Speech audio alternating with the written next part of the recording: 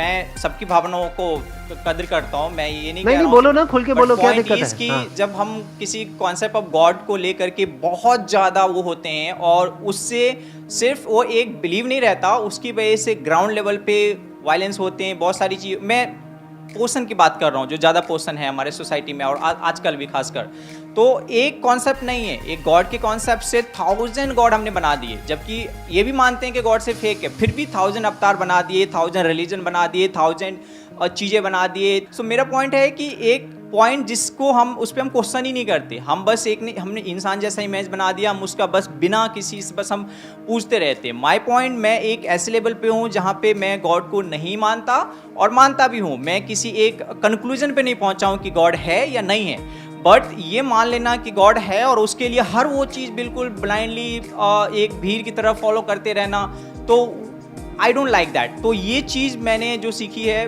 थोड़ा थोड़ा पहले से भी था, लेकिन स्टडिंग फिलोसफी में ज़्यादा सीखी है, क्योंकि philosophy is the only place where you can question.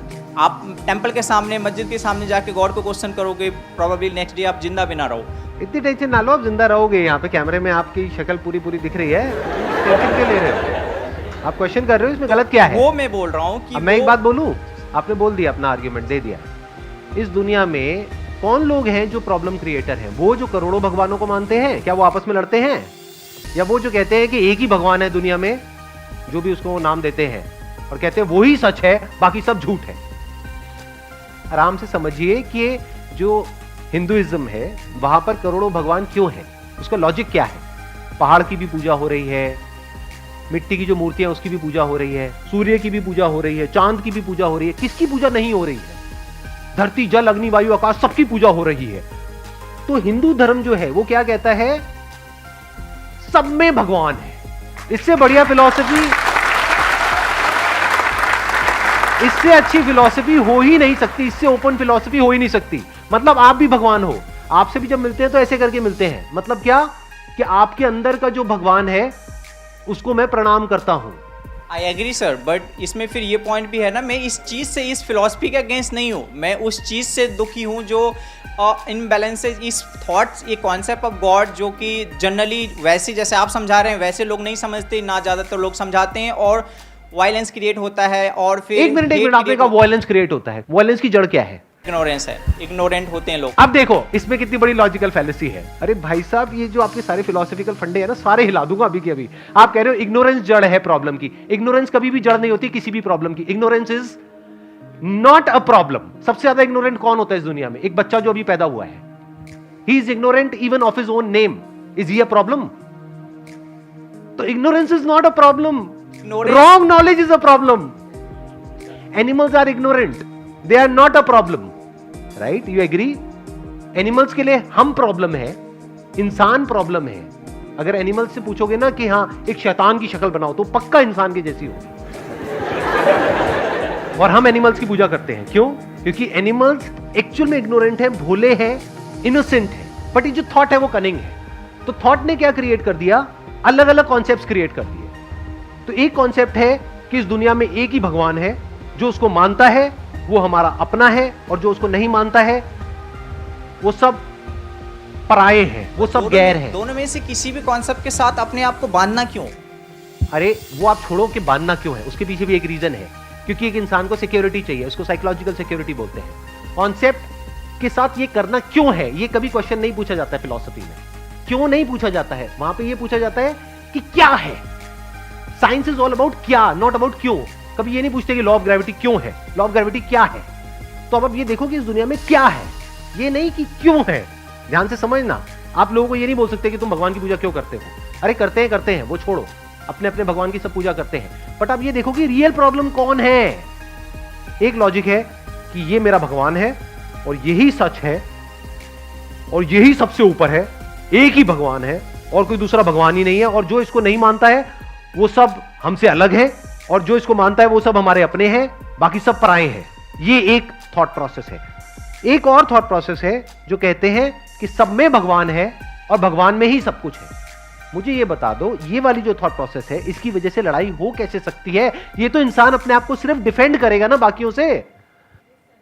कोई इंसान अगर इस पे अटैक करने के लिए आएगा तो वो अपने आप को डिफेंड करेगा। वो अटैक क्यों करेगा? तो इंडियन फिलॉसफी में अटैक कहां है? आई बात मेरी समझ में? Yes sir. इंडियन फिलॉसफी का जो ग्राउंड है, जो फाउंडेशन है, वहां पर अटैक पॉसिबल ही नहीं है। जो भी अभी तक हमने डिस्कस किया है उसको एक बार सम अप कर देते हैं। फिलॉसफी का एजुकेशन सिस्टम से डायरेक्ट कोई कनेक्शन नहीं है, क्योंकि वहां पे रियल फिलॉसफी है ही नहीं। रियल जो ओरिजिनल फिलॉसफी है that is missing. Real philosophy को अगर आपको स्टडी करना है तो you need to be as curious as somebody जो खजाना ढूंढने निकला है, और तब जाकर के आपको रियल जो फिलॉसफी है वो कहीं पे नजर आएगी, और उसमें रियलिटी होगी, उसमें बेसिस होगा, सिर्फ लॉजिक नहीं होगा। लॉजिक की अपने आप में एक लिमिटेशन है। Logic is always from a stand point. आपका अपना लॉजिक है, मेरा अपना लॉजिक है। अरे लॉजिक के आगे बढ़ो ना। फॉर एग्जाम्पल मैं कहता हूं मैं अभी इस चेयर पे बैठा हूं, निकालो इसमें कोई logical fallacy. Can you question it? You can not question it. This is beyond logic.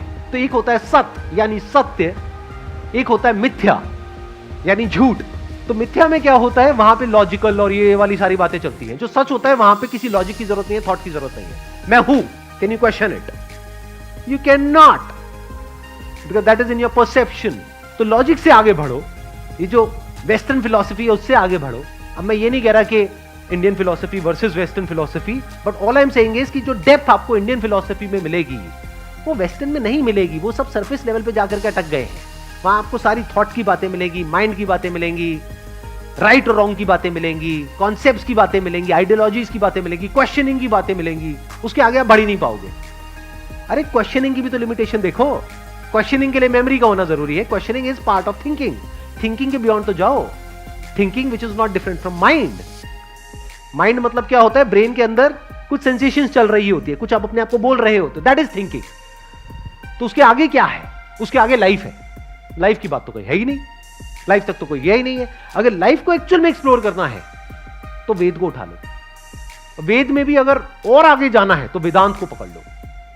वेदांत मतलब the end of Vedas, the pinnacle of Vedas, the pinnacle of knowledge. Veda का मतलब होता है नॉलेज।